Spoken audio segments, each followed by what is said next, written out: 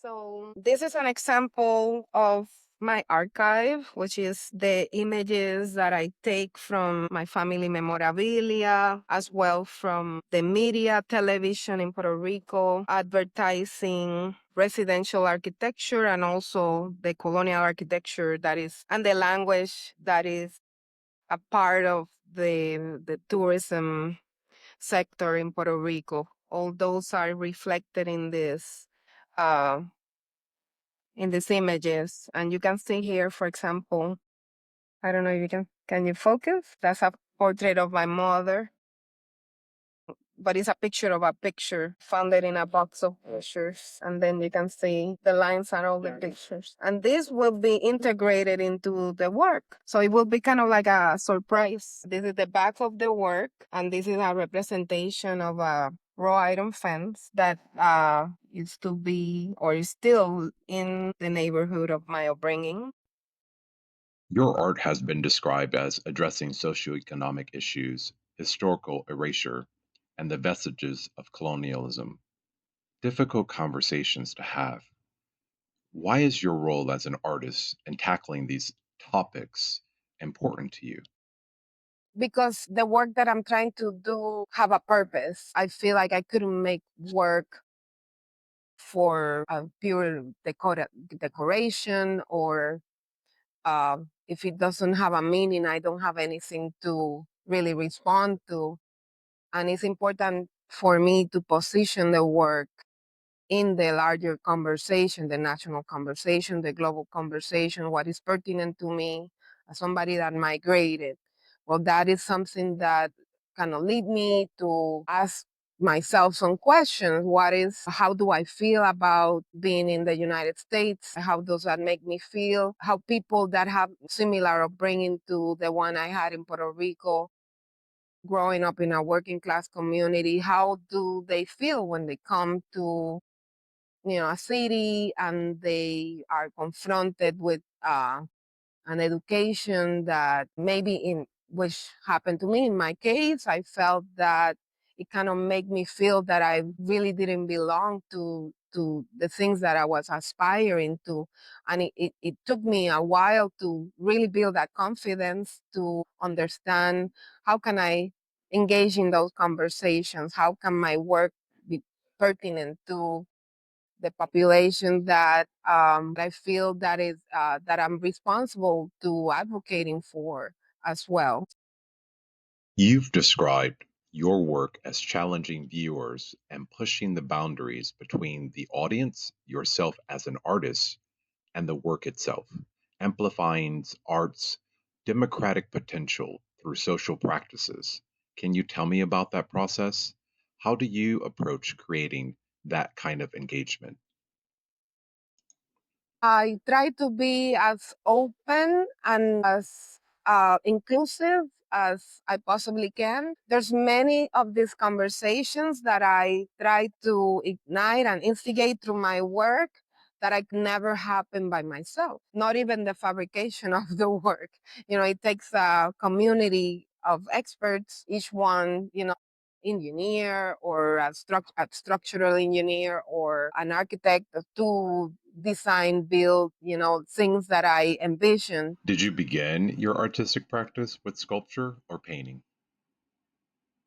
Yeah, I did. I had a commercial painting career when I was just out of college, and that was living in Puerto Rico. So I grew up in Puerto Rico. I lived there 27 years. And my years of college were spent in Puerto Rico. I went to a school called Escuela de Artes Plásticas de Puerto Rico. And there, um, through the almost 5 years that I spent there, I found some success in the commercial sector making paintings, but I didn't really, I think I was very even naive and I was a very shy person and I needed an outlet to express myself. And I found that through painting, and I pursued this painting career, but very much ignorant of the implications of what I was doing, where these paintings were being shown,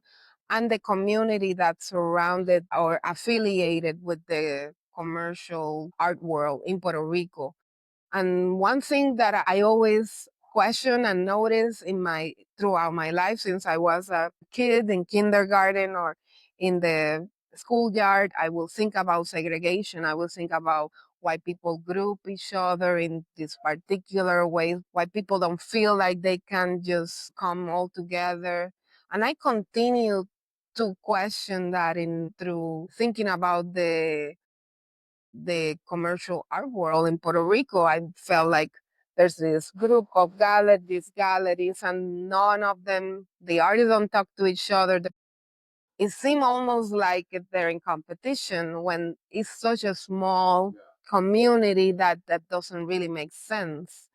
That's a very interesting topic you bring up because I too, as a child, thought this way. I wonder why are things set up this way? Buy into it. I don't think it's set up in any way. I think it's a combination of learn trying to fit in some way. Yeah, yeah, and fear as well. Competition. I think it's something that is like how America built us. Like we have to, in a way, sort of be against each other. It doesn't make any sense. This project you're undertaking here at the Sculpture Center in Cleveland is pretty massive.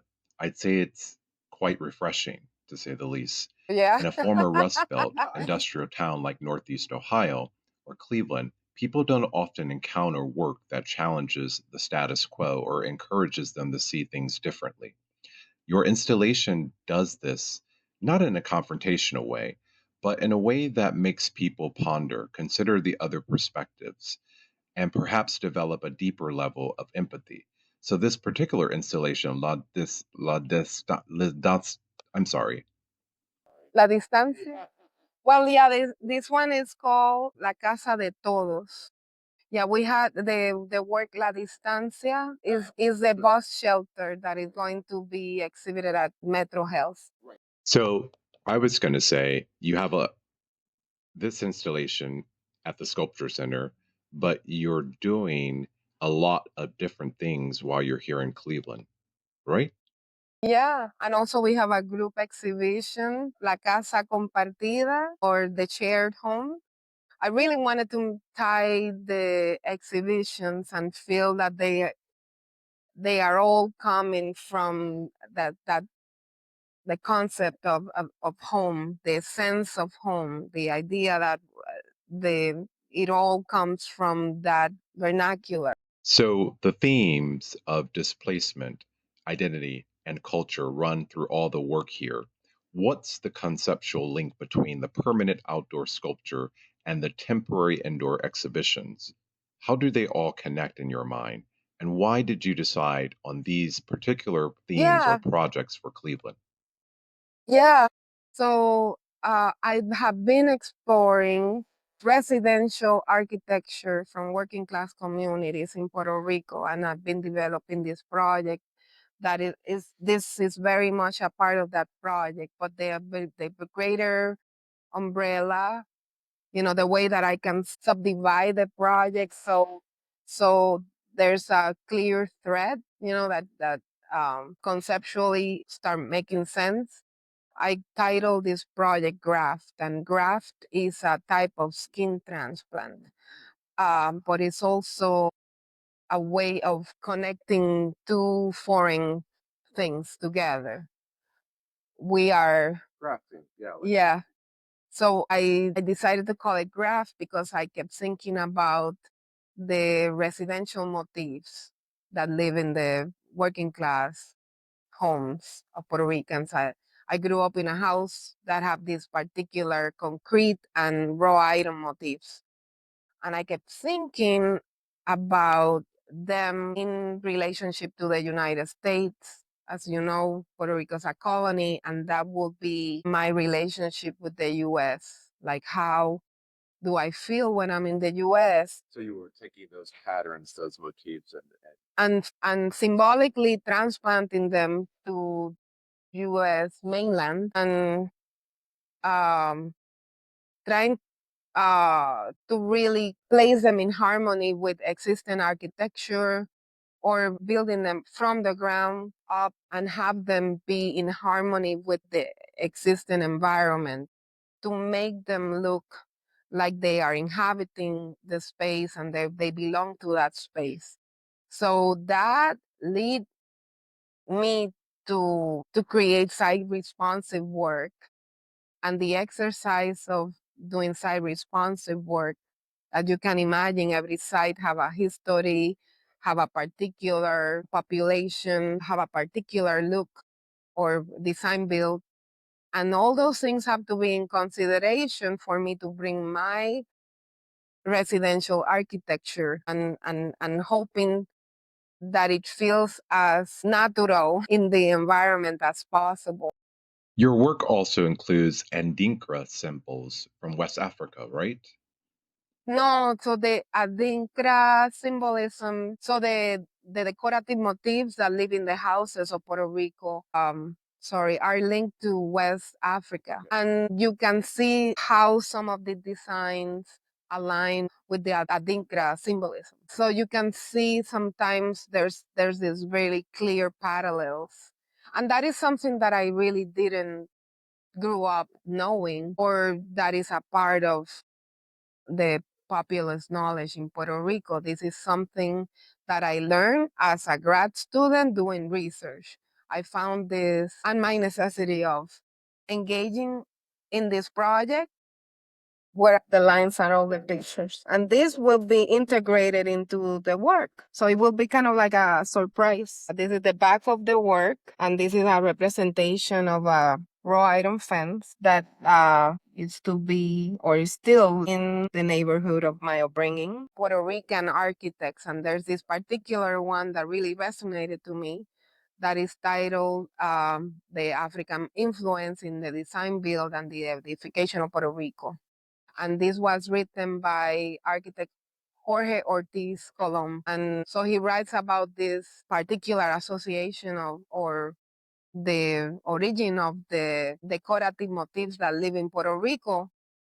And like I said, this is something that it was new information to me. I thought it creating a project that have different layers will allow me to insert that information and then make it accessible. So when I think about the different parts of this project, there's going to be a literary component. So we created this literary component. La Casa de Todos is it have stories of migration that are shared here from the community of Cleveland, here at the Sculpture Center. Yes. Migration, symbolism, Yes.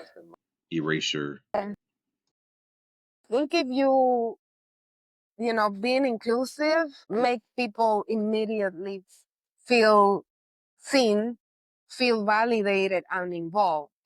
And so these are things that, like we can do as artists, like just a simple gesture as I see you, I believe in your story, I want to share your story.